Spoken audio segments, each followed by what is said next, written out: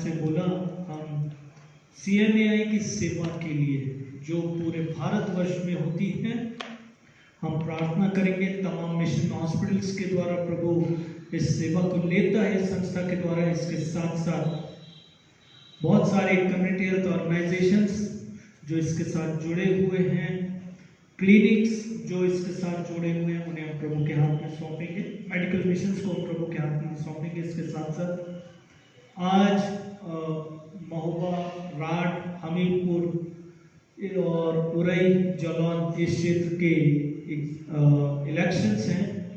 हम इस पूरी इलेक्शन प्रोसेस को आज के सेवा प्रभु के हाथ में सौंपेंगे कि प्रभु अपना अनुग्रह करे, कि प्रभु का अनुग्रह इस पूरी इलेक्शन प्रोसेस पर हो सके। जो फेयर गवर्नमेंट प्रभु लाना चाहते हैं, फेयर गवर्नमेंट उत्तर प्रदेश के लिए मिल सके। इसके साथ साथ अगर 4 स्टेट्स जहाँ पर इलेक्शन प्रोसेस है, प्रार्थना करें कि प्रभु अपना अनुग्रह करे। इसके साथ साथ हम करसाइल फैमिली को प्रभु के हाथ में सौंपें। कल जो मिसेस करसाइल की छोटी बहन जो पूर्वा में रहती है, उनकी बेटी प्रभु में सो गई है आज सुबह 3 बजे।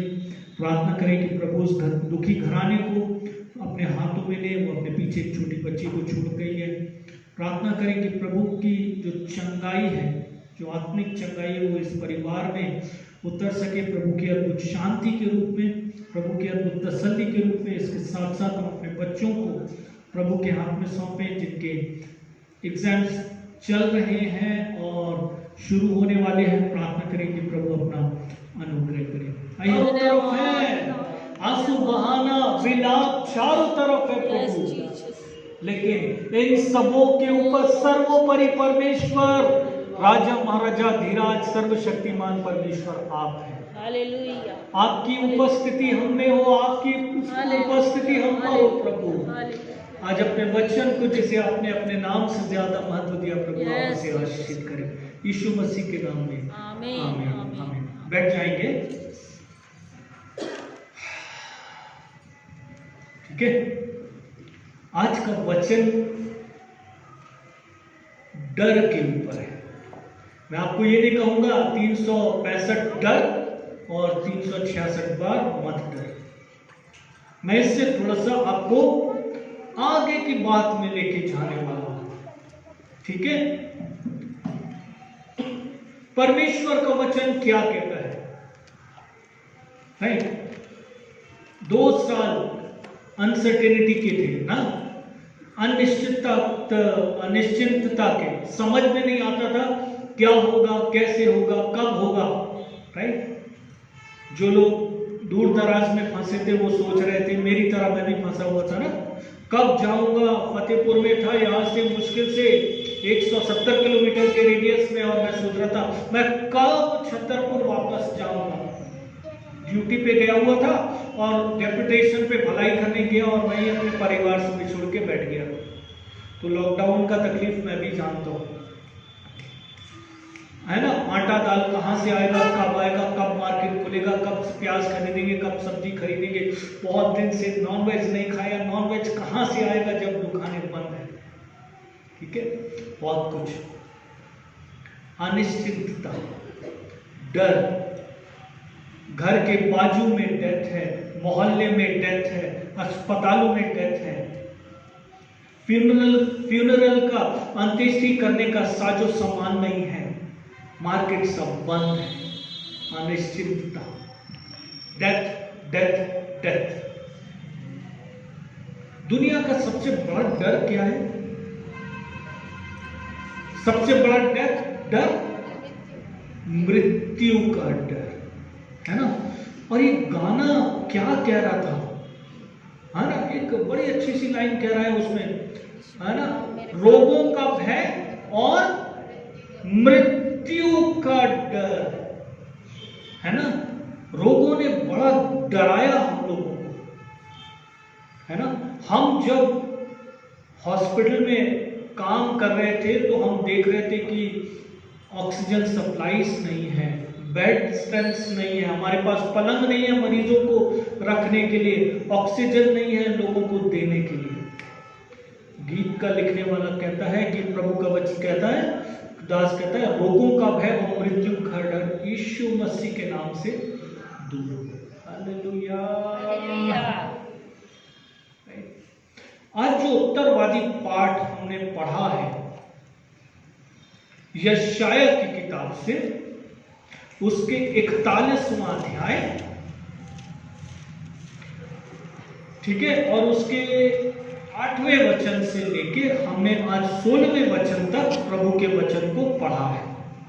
ठीक है, यशायाह की किताब 41 अध्याय, पेज नंबर 860 सॉरी, और उसका जो 10वां वचन है, हम आज उसको मुख्य अध्ययन के रूप में लेने वाले हैं। ठीक है, इज़राइल के साथ ये बातचीत शुरू होती है 39वें अध्याय से, और विशेष रूप से 40वें अध्याय में जब हम आते हैं तो प्रभु का उत्तर उसके आखिरी पैराग्राफ से शुरू होता है। और इस्राएल बंधुआई में है, बहुत सारा डर, अनिश्चितता, अनसर्टेनिटी, ठीक है, सवाल, हम कैसे वापस प्रतिज्ञा के देश में जाएंगे, बहुत सारे सवाल इस्राएलियों के सामने हैं। ठीक है, और प्रभु जब 41वें अध्याय उसके 10वें वचन में बात कर रहे हैं तो प्रभु आनंद करने वाली बातें, पुनः स्थापन की बातें, रेस्टोरेशन की बातें इज़राइल के सामने रख रहे हैं। जब मैं क्रिसमस के दिन प्रचार कर रहा था तो मैंने आपसे कहा था कि लंबे समय के बाद शांत और दबा हुआ स्वर आया है, डरो मत, क्योंकि तुम्हारे लिए उद्धारकर्ता जन्मा है। राइट, और यहां पर 70 वर्ष के बाद, ठीक है, 70 वर्ष के बाद जब इस यहूदी लोग इस बाबुल की बंधुआई में है, परमेश्वर का वचन आया है, मत डरो। ठीक है, बंधुआई से मत डरो, क्योंकि परमेश्वर ने ही बड़ा प्लान करके इज़राइल को बाबुल की बंधुआई में भेजा है। क्योंकि यदि आप यिर्मयाह की किताब को देखेंगे, प्रभु का वचन आता है, कुछ इस्राएली जो भविष्य वक्ता है, कुछ यहूदी भविष्य वक्ता है, गलत प्रचार कर रहे हैं, भ्रामक शिक्षा दे रहे हैं, और वो कह रहे हैं कि आप मिस्र चले जाओ, मिस्र तुम्हारे लिए सुरक्षा की पनाह होगी। लेकिन प्रभु कहते हैं मिस्र जाना तुम्हारे लिए लज्जा का कारण होगा, तुम चुप मुंह बंद करके बाबुल की बंधुआई को चले जाओ, और मैं 70 वर्ष के बाद तुम्हारी सुधि दूंगा। राइट, तो प्रभु का वचन बंधुआई के समय में, जब सब कुछ अशांत है, जहां पर सब कुछ डर है, जहां पर मृत्यु का साया मंडराता है, बंधुआई के देश में प्रभु का वचन आता है यहूदा के लिए, आपको डरने की जरूरत नहीं है। ठीक है चर्च, परमेश्वर का वचन है कि आपको डरने की जरूरत नहीं है। क्यों डरने की जरूरत नहीं है? परमेश्वर का वचन क्या कहता है? क्योंकि मैं तेरे संग हूं। इमैनुएल, ठीक है, परमेश्वर हमारे साथ है, परमेश्वर हमारे साथ है। परमेश्वर वादा कर रहे, यहूदियों मेरी उपस्थिति तुम्हारे साथ है, और उसके साथ जुड़ी हुई क्या बात है कि मैं तुम्हारा कौन हूं? परमेश्वर। राइट, है ना? परमेश्वर का वचन यहां पर क्या कह रहा है कि मत डर, क्योंकि मैं तेरे संग हूं। परमेश्वर की एश्योरेंस, ठीक है, हिंदी में क्या बोलेंगे एश्योरेंस को? अंग्रेजी बोलते बोलते बोलते दिमाग से हिंदी गायब हो जाती कई बार, है ना। सुरक्षा की गारंटी कह सकते हैं, ठीक है। परमेश्वर की सुरक्षा की गारंटी। यहूदियों बंधुआई में हो, घबराओ मत, मैं आपके साथ में हूं। मैं आपका व्यक्तिगत परमेश्वर हूं। और बाइबल क्या कहती है?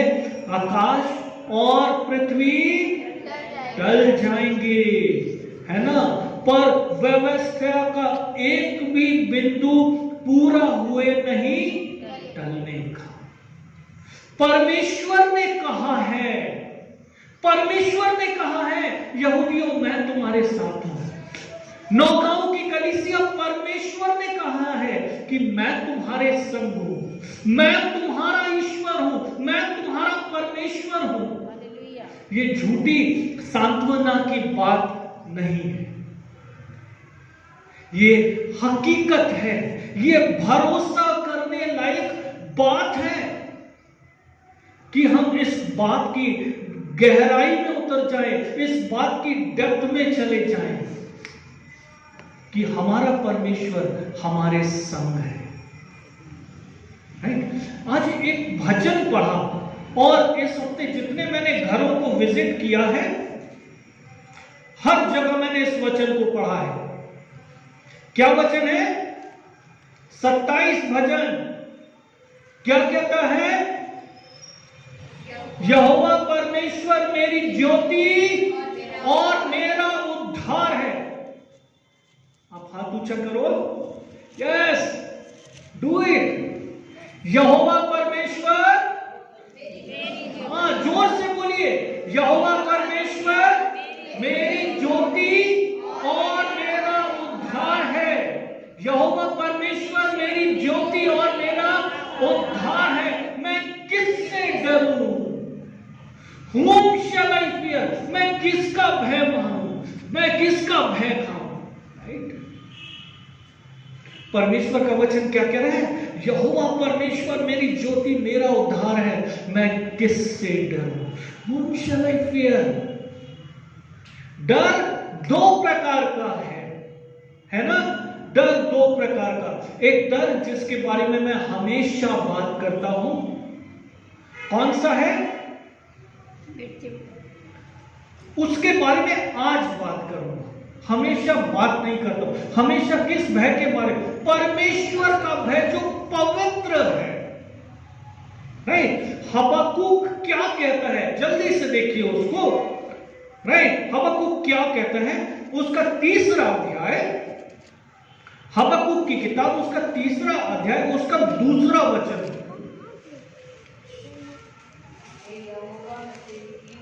हाँ, हे यहोवा मैं तेरी कीर्ति सुनकर डर गया।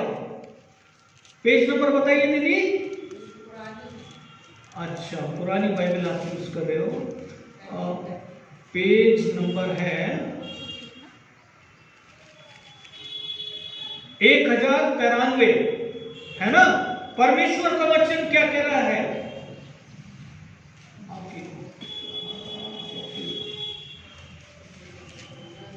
1089। हे यहोवा मैं तेरी कीर्ति सुनकर डर गया। कैसे डर गया? क्या परमेश्वर का स्वरूप ऐसा है? 10-10 हाथ हैं, एक हाथ में कृपाण, एक हाथ में तलवार, एक हाथ में भाला है, एक हाथ में ढाल है, लंबा सा जीभ बाहर है, खाला है पूरा। ऐसा है परमेश्वर? नहीं। परमेश्वर की कीर्ति या परमेश्वर का भय उसकी पवित्रता है। और मैंने बार-बार आपसे कहा है कि परमेश्वर की पवित्रता का आदर परमेश्वर का भय है। परमेश्वर की पवित्रता को उसने देखा जब अपनी आंखों से, है ना? चाहे यशाया हो, चाहे हबक्कुक हो, चाहे एलिया हो, चाहे यूहन्ना हो, परमेश्वर चेहरे को देखा, मूसा का चेहरा जगमगाने लगा। कुछ लोग मूर्छित हो गए, यूहन्ना मूर्छित हो गया जब उसने परमेश्वर के पुत्र यीशु मसीह की महिमा को देखा पतमुस टापू पर। हम पिछले समय में जब कलीसियाओं के ऊपर अध्ययन कर रहे थे, अभी एक कलीसिया बची है, उसको अगली बार करके 7 कलीसियाओं को हम फिनिश करेंगे। ठीक है, ये परमेश्वर की पवित्रता है, परमेश्वर का भय जो है वो पवित्र है, और जब हम उसकी पवित्रता का आदर करते हैं तब हम डे टू डे लाइफ में परमेश्वर के भय में चलते हैं। लेकिन दूसरा डर, परमेश्वर का भय हमारे जीवन में निर्माण को लेकर आता है, हमारे जीवन को बनाता है, वो हमारे जीवन के गलत भाग को तोड़कर रख देता है, काटता छांटता है, और जो खराब है उसको रिपेयर करके नया बनाता है। कंस्ट्रक्टिव है परमेश्वर का भय। लेकिन जो दूसरा भय है वो डिस्ट्रक्टिव है, वो हमारे जीवन में विनाश को लेकर आता है। तो दूसरा विनाश वाला डर हमारे जीवन में क्यों आता है, कब आ जाता है? परमेश्वर का भय का, रेवरेंस ऑफ गॉड के ओवर हो जाने से, परमेश्वर की पवित्रता जब हमारे जीवनों में खत्म हो जाती है तब ये वाला डर हमारे जीवन में आ जाता है। 2 इलिस्ट्रेशन, एक इलिस्ट्रेशन अभी याद आ गया, वो एक उदाहरण अभी याद आया, लेकिन एक उदाहरण को लिखकर लाया। ठीक है, पहला डर कब आया, कहां दिखाई देता है? जब पहली बार लोग परमेश्वर की उपस्थिति में उनके पाप के कारण डर गए। आदम और हवा, क्या हुआ? सुबह शाम दिन के ठंडे समय में परमेश्वर मुलाकात करने आता है। आदम हवा अपना हाल, वो पूरी दिन भर की दिनचर्या को वो लोग प्रभु के साथ बांटते हैं।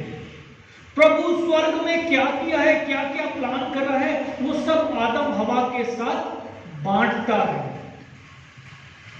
विचारों का आदान प्रदान है, साथ में बैठ के शायद चाय कॉफी पीते होंगे। इतना इंटीमेट, इतना निकट का संबंध आदम और हवा के साथ। लेकिन एक अनाज्ञाकारिता के पाप के कारण, एक अनाज्ञाकारिता के पाप के कारण परमेश्वर का वचन क्या कहता है? जल्दी से देखिए, जेनेसिस उसका 3rd चैप्टर, उत्पत्ति की किताब उसका 3रा अध्याय,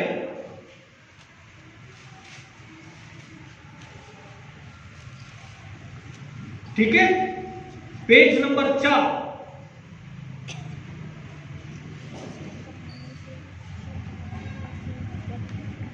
ठीक है, 8वें वचन से आगे सब लोग साथ में पढ़ेंगे। तब यहोवा परमेश्वर जो दिन के ठंडे समय वाटिका में फिरता था का शब्द उनको सुनाई दिया। तब आदम और उसकी पत्नी वाटिका के वृक्षों के बीच परमेश्वर से छिप गए। They hide themselves from the Lord। जब तक पाप नहीं आया, जब तक अनाज्ञाकारिता नहीं किया, परमेश्वर का वचन कहता है दिन के ठंडे समय में अर्थात सुबह और शाम के समय में आदम और हवा परमेश्वर के साथ मुलाकात कर रहे हैं। दोनों में बातचीत हो रही है, जैसा मैंने कहा वह विचारों का आदान प्रदान हो रहा है। उनको क्या जरूरत पड़ी छिप जाने के लिए? क्या परमेश्वर जाइगेंटिक था? क्या कोई डर का कारण था? परमेश्वर नहीं था, नहीं था परमेश्वर कोई डर का कारण। लेकिन आज क्यों डर लगने लगा? बाइबल में पहली बार हम डर की आत्मा को यहां पर देखते हैं, है ना? परमेश्वर का वचन यहां पर क्या कहता है कि जब परमेश्वर का शब्द उनको सुनाई दिया, तब आदम और उसकी पत्नी वाटिका के वृक्षों के बीच यहोवा परमेश्वर से छिप गए। उन्होंने अपने आप को प्रभु से छिपा लिया। मृत्यु के भय की शुरुआत। क्यों? अभी तक आत्मिक दशा में जिंदा थे, लेकिन अब आत्मिक दशा में मर गए, और जैसे ही आत्मिक दशा में मर गए, मृत्यु के एक भय ने उन्हें चारों तरफ से घेर लिया। कोविड के समय में ऐसा स्टैट्स है, एनालिसिस ऐसा है कि 60% लोग जो हैं वो कोविड की बीमारी से नहीं मरे, लेकिन कोविड के भय से मर गए। छतरपुर में ही पहला लड़का जो कोविड से इन्फेक्टेड था, फर्स्ट वेव के समय में ठीक हो जाता। अच्छा हट्टा कट्टा लड़का था, मैं पर्सनली उसको जानता था, मेरी मुलाकात थी उस लड़के के साथ। बस स्टैंड पे अच्छा खासा होटल रन किया करता था, नान रोटी खरीदने जाता था, हमेशा उसको दुकान पे देखा करता था। और पता चला अचानक से उसको फर्स्ट पेशेंट था छतरपुर का, और पता चला उसने जो सेंटर था, उसको गवर्नमेंट ने सेंटर बना रखे थे, वहां पर उसने आत्महत्या कर ली। डर के कारण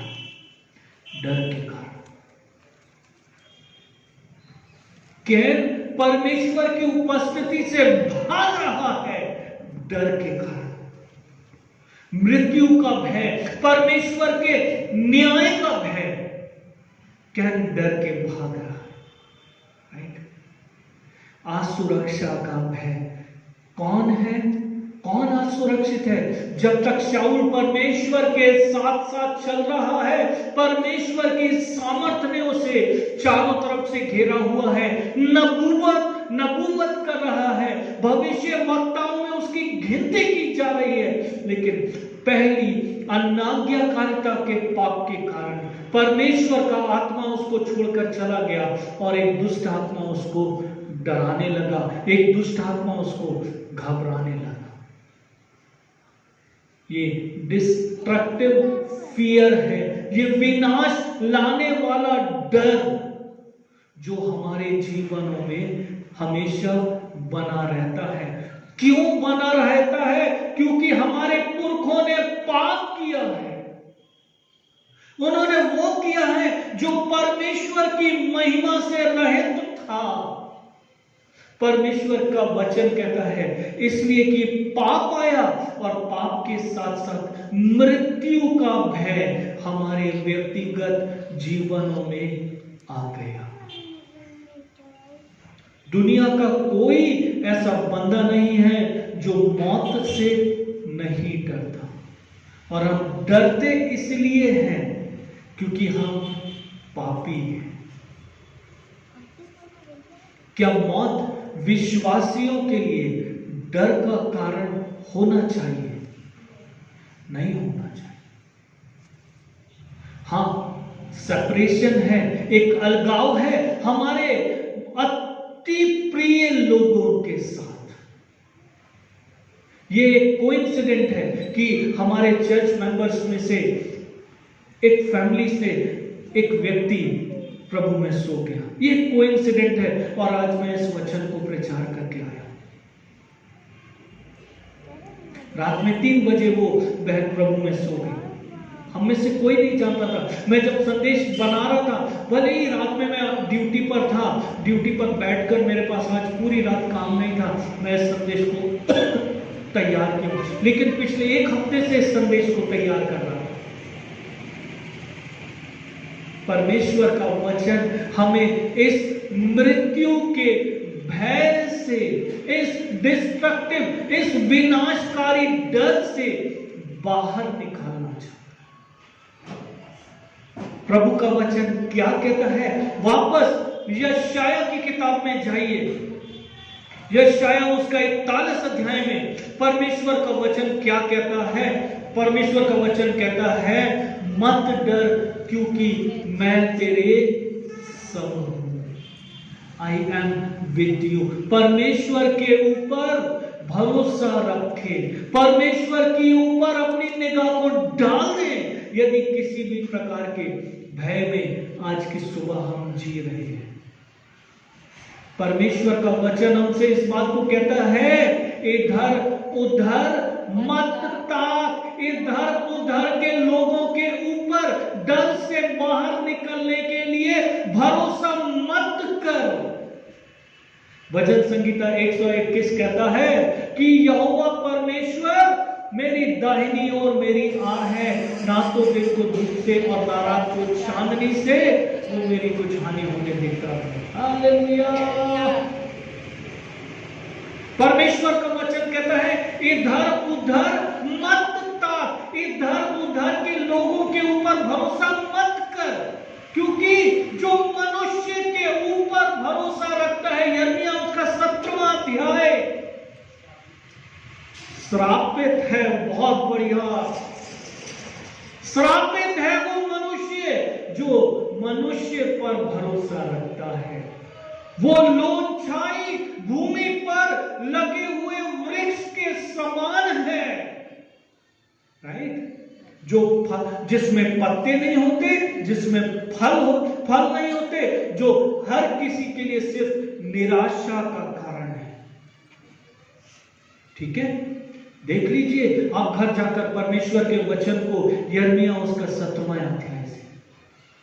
परमेश्वर का वचन हमसे इस बात को कहता है, इधर उधर मत ताके, संसार के लोगों के ऊपर भरोसा मत करें, इवन पादरी के ऊपर भी भरोसा मत करें, वो भी मनुष्य है। ठीक है? मनुष्य पे भरोसा मत रखें। अपनी बातें, परमेश्वर का वचन कहता है, भजन संगीता कहता है, अपने मन की बातें परमेश्वर से खोल कर कहो। पिछले हफ्ते मैं और पास्टर दीपक, हम दोनों कहीं बाइक से जा रहे थे, तो मैंने दीपक से उसने इस बात को भी बोला कि हमारी तकलीफ ये है, मेहरबानी से मुझे देखें, कि हमारी तकलीफ ये है कि हम प्रार्थना के लिए भरोसा करना पसंद नहीं करते। ठीक है? हम बेशर्मी उठाना नहीं चाहते। ठीक है? मैं दीपक को बोल रहा था, जो शब्द मैंने इस्तेमाल किया, हम प्रार्थना की जरूरत हमें है, और प्रार्थना के लिए हमें हमारा नंगापन अच्छा नहीं लगता। मुझे बहुत अच्छा लगता, मैं बेशर्म हूं प्रार्थना का निवेदन शेयर करने के लिए।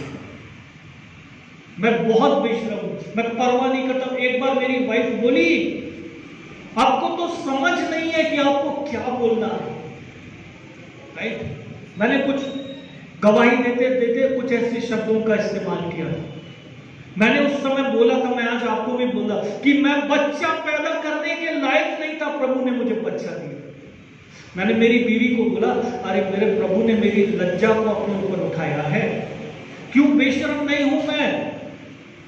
जब प्रभु ने मेरे लिए बेशर्म हो गया, तो वो नंगा हो गया मेरे लिए। वो गैलिली की सड़कों पर नंगा उसके ऊपर थूका गया है, लोगों ने उसको गालियां दी हैं, लोगों ने उसका अपमान किया है। तो थोड़ा तो प्रभु के ऊपर निर्भर होना बनता है, थोड़ा तो बनता है प्रभु के ऊपर निर्भर होना। क्योंकि इसके बाद वो क्या कह रहा है? परमेश्वर का वचन क्या कहता है? क्योंकि मैं तेरा परमेश्वर, मैं तुझे दृढ़ करूंगा, पहली बात। दूसरा, तेरी सहायता करूंगा, और अपने धर्म में हाथ से तुझे संभाल लूंगा। पहली बात, हां, तेरे संग रहूंगा, तुझे दृढ़ करूंगा, तेरी सहायता करूंगा और अपने धर्म में हाथ से तुझे संभाले। परमेश्वर के वचन में हम जल्दी से आगे जाएंगे। 40 अध्याय 27वां वचन, तू क्यों बोलता है कि इस्राएल मेरा मार्ग यहोवा से छिपा हुआ है। ये सब चीजें चल रही हैं, ये सब चिंताएं हैं इस्राएल के पास, और उसी का जो उत्तर है वो ये इस आगे की बात में आपके पास आज आप सुबह उसको मेडिटेट करें। मैंने आपको बताया 6 अध्याय रोमियो का क्यों डर आ गया। डर आने का कारण था पाप, है ना, क्योंकि 6 अध्याय 22 और 23 क्या कहता है? परमेश्वर का वचन कहता है, परंतु अब पाप से स्वतंत्र होकर परमेश्वर के दास बनकर तुमको फल मिला जिसमें पवित्र प्राप्त हो, उसका अनंत जीवन है, क्योंकि पाप की मजदूरी तो मृत्यु है। पाप की मजदूरी मृत्यु, और मृत्यु का भय है जो हमेशा हमें चारों तरफ से घेरे रहता है। राइट, आके परमेश्वर का वचन हमसे क्या कहता है? मैं जल्दी से समाप्ति की ओर जाने वाला हूं। 5वां अध्याय रोमियो का 12वां वचन क्या कहता है? इसलिए जैसे एक मनुष्य के द्वारा पाप जगत में आया और पाप के द्वारा मृत्यु आई। ठीक है, एक व्यक्ति के पाप करने के कारण, एडम के पाप करने के कारण, आदम के पाप करने के कारण अनंत काल की मृत्यु हम सब के लिए आ गई। मृत्यु का भय हम सब के लिए आ गया। लेकिन प्रभु यीशु मसीह क्या कहता है? पहला कुरिन्थियों उसका 15वां अध्याय, पहला कुरिन्थी उसका 15वां अध्याय का 55वां वचन देखिए क्या कहता है। राइट, और पहले से 54 से देखें, अविनाश को पहन लेगा और ये मरणहार और अमरता को पहन लेगा, तो वो वचन जो लिखा है पूरा हो जाएगा कि जय ने मृत्यु को निगल लिया। हे मृत्यु तेरी जय कहां रही? हे मृत्यु तेरा डंक कहां रहा? मृत्यु का डंक पाप है और पाप का बल व्यवस्था, परंतु परमेश्वर का धन्यवाद हो जो हमारे प्रभु यीशु मसीह के द्वारा हमें मृत्यु पर जयवंत करता है। राइट, परमेश्वर का वचन कहता है कि परमेश्वर का धन्यवाद हो क्योंकि यीशु मसीह ने मृत्यु के डंक को तोड़ दिया है।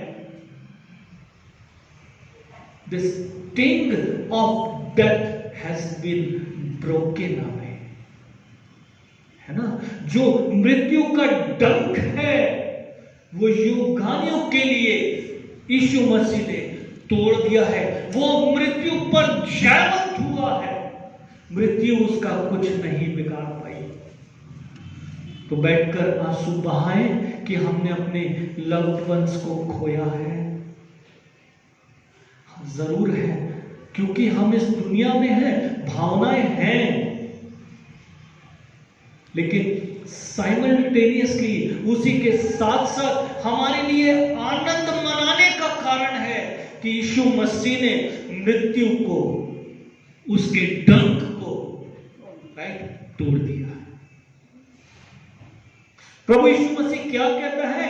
यूहन्ना रचित सुसमाचार उसके 16वें अध्याय के 33वें वचन में, इस संसार में तो तुम्हें क्लेश होता है, इस संसार में तुम्हारे लिए दुख है, पीड़ा है, विलाप है, तुम आंसू बहाते हो, तुम रोते हो, तुम परिश्रम करते हो। लेकिन what a wonderful thing Jesus speaks, कितनी अद्भुत बात है जो प्रभु यीशु मसीह बोलता है।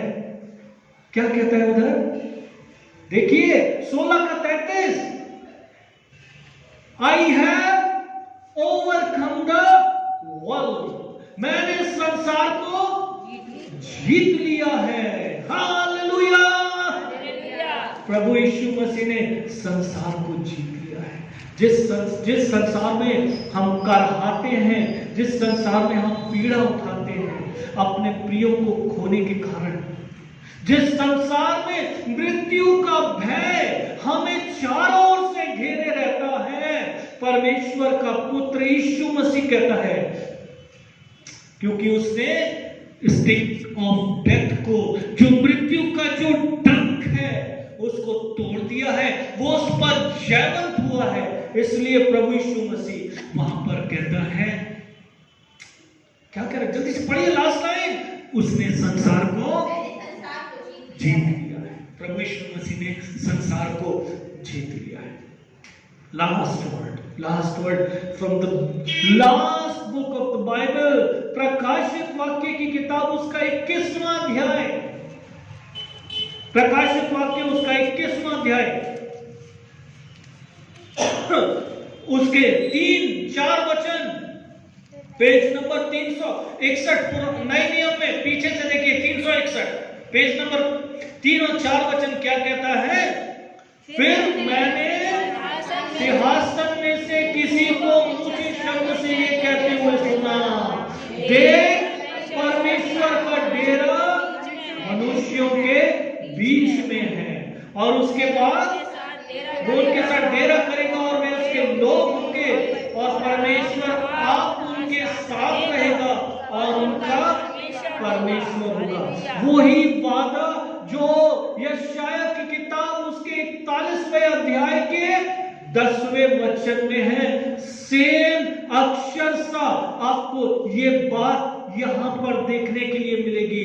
पहली बात प्रभु कहते हैं कि परमेश्वर का डेरा मनुष्य के बीच में है, वो उनके साथ रहेगा, वो उसके लोग होंगे, ठीक है, और उसके बाद वो उनका परमेश्वर, आप उनके साथ रहेगा और उनका परमेश्वर होगा, और उसके बाद वो उनकी आंखों से सब आंसू पोंछ डालेगा, और इसके बाद मृत्यु न रहेगी और न शोक, न विलाप, न पीड़ा, पहली बातें जाती रही, पुरानी बातें बीत गई, नई बातों का समय, परमेश्वर की असीम शांति, तसल्ली भरी हुई उपस्थिति जो हमारे जीवन से सदा सदा के लिए डर को खत्म कर देती है, युगानुयुग के लिए डर को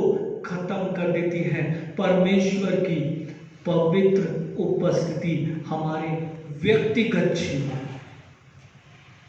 ये परमेश्वर का वचन है। मैं जो कुछ बोल रहा हूं पूरा बाइबल से बात कर रहा हूं, इधर उधर से बात नहीं कर रहा हूं।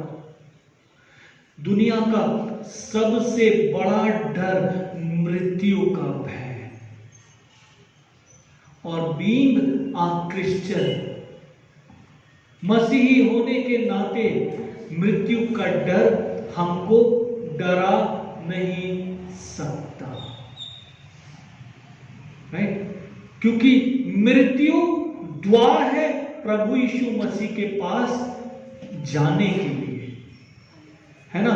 इस शारीरिक दशा में हम प्रभु के पास नहीं पहुंच सकते, उसके साथ संगत नहीं कर सकते। हां, जरूर है ना। 1 कुरिन्थी चैप्टर 15 देखिए वापस, जो मैं अब बोल के समाप्ति की ओर जाऊंगा। पहला कुरिन्थियों उसका 15वां अध्याय,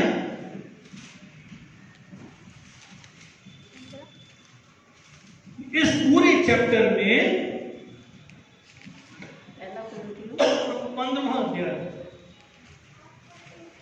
अरे मैं वो ढूंढना चाह रहा हूं, पिछली तुरी फूकी जाएगी।